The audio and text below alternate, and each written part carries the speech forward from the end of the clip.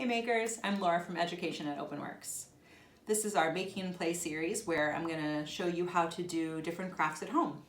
Some of them are geared towards young folks, some adults, some are a mixed bag.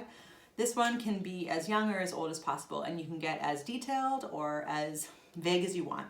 We're going to make art today with pine cones. So we're going to do a couple of versions. We're going to do make flowers out of these, and we're going to make feeders out of these. And you can mix and match, but one of them is decorative and one of them is edible, so you don't want to cross over because we don't want to poison any birds here. So what you need today, a few of these pine cones, or sweet gum pods, or really anything you find outside. That's a pine cone-like thing. For decoration, if you have glitter, you can use glitter. This is the non-edible version, but I will warn you that glitter gets everywhere. I made a version of this yesterday with my 20-month-old child. And glitter is everywhere. Birdseed, any kind will do. I like the mixed bag with smaller seeds. They really get in there. And you can use salt or sugar. They act like really pretty little crystals. You can also use paint, turmeric, spices, herbs, all sorts of things. Really have fun with it. You can mix them up as well. I recommend some sort of garden shears or nippers because pine cones can get a little thick in the middle. This is for adults, if you want to use something like, I don't have it, a box cutter, that could be helpful too, but definitely have some cardboard or healing mat and definitely be careful of those around the little ones.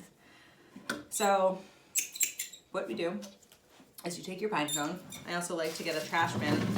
Also, I'm doing this inside in an upstairs bedroom, but most likely you either do it in your kitchen or dining room or outside if it's a nice day like today.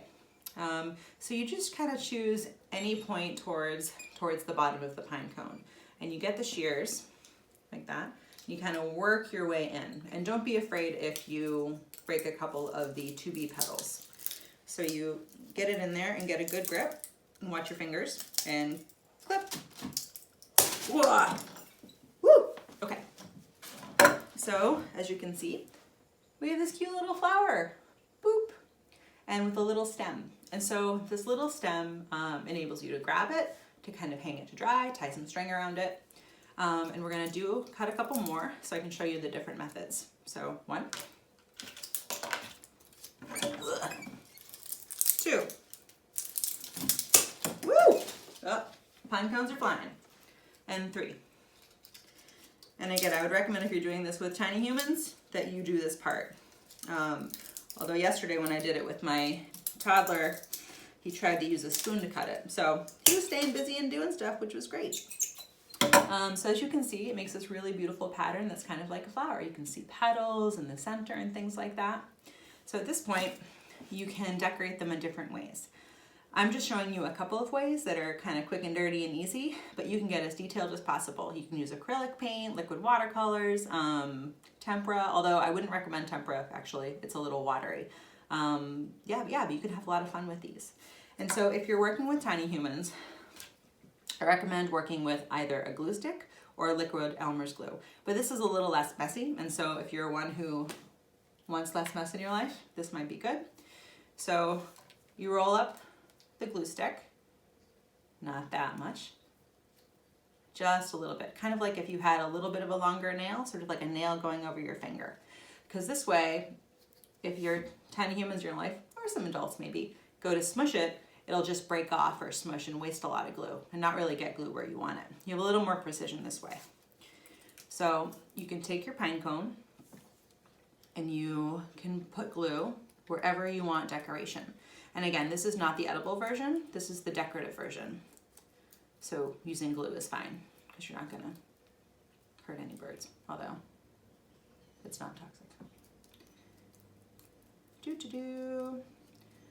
And so if I'm using this kind of glue, I might use my finger to smooth it out and kind of paint it where I want it to be. If I'm using hot glue, not so much. If I'm using hot glue, I'll use something like a toothpick to kind of move it because hot glue on your finger is no fun. All right, cool. So then after you have the glue where you want it to go, and again, wherever you put glue is where stuff is gonna stick to.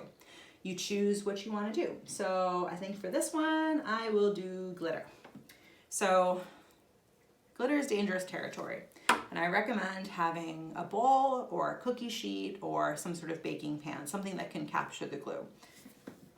So we're gonna use a bowl. So I'm gonna hold it by the bottom and I'm gonna take the glitter. And if you have a shaker, you can shake it on like this. And kids love to shake stuff. And I do too. Or if you already have glitter in the bowl, you can kind of dab it down in there and then hit it against the side to get the excess off. And I definitely recommend having a drying area. So a piece of cardboard, piece of paper, or just a surface that is designated. Because if you try to move stuff, especially glue and glitter together when it's not dry, it's a glittery mess. Okay, cool. So as you can see, woo, glittery flower pine cones. So I'm gonna put this aside to dry. Boop. And then we're gonna do the edible version. So I'm gonna take another one of the pine cones. Oh, here it is. I'm gonna use some almond butter, but you can use peanut butter, sun butter, kind of anything sticky. But definitely be mindful if you have allergies in your family or, you know, with anyone you're working with. So you get the peanut butter, and I'm using a packet for this, but you can use a jar, and I recommend spooning out a little bit and having a knife or a spoon, or in this case, I'm designating a specific paintbrush so that we have a little bit. So I'm gonna take the peanut butter, and I'm gonna squish a little bit out, or almond butter, in this little cap, kind of like paint. Because also, you thought glue and glitter was bad. The butters and the birdseed get a little crazy too. Okay, so I'm gonna make sure I have my birdseed. And so I'm gonna take my brush, and I'm gonna put it in the peanut butter.